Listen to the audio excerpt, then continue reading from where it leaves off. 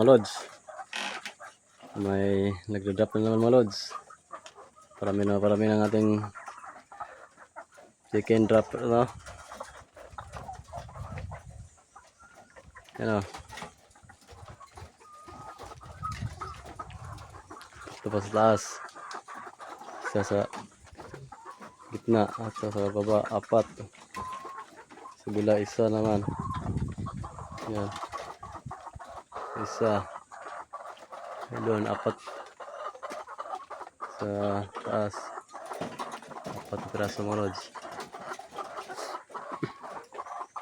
Kaya kailangan pa ng maraming budget pa natin kailangan. 3 sako pata para makapag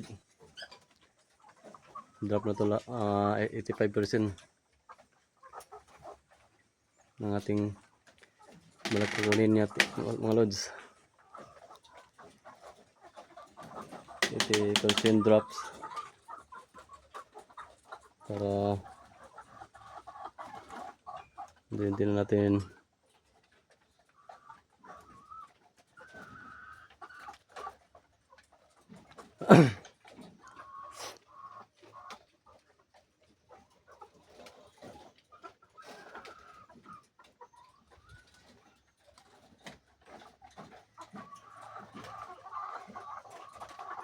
$14 eggs na mga lods.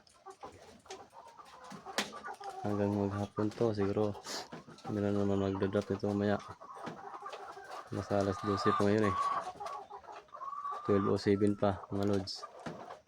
Kaya mamaya to maragdagan mo itong mga itlog. Kaya hapon na tayo mag harvest. Yan. Babaguhin natin yung ano nito mga lods. Lagyan natin ng kawin yan sa baba para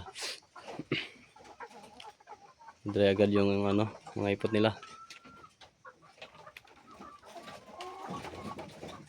Yun o. Wala pa ganun yan.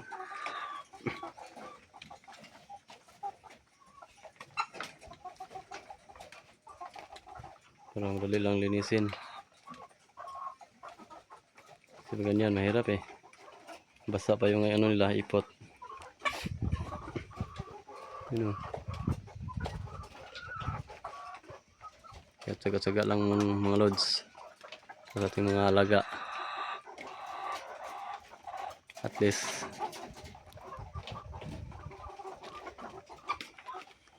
may makita na tayong ano, itlog dito.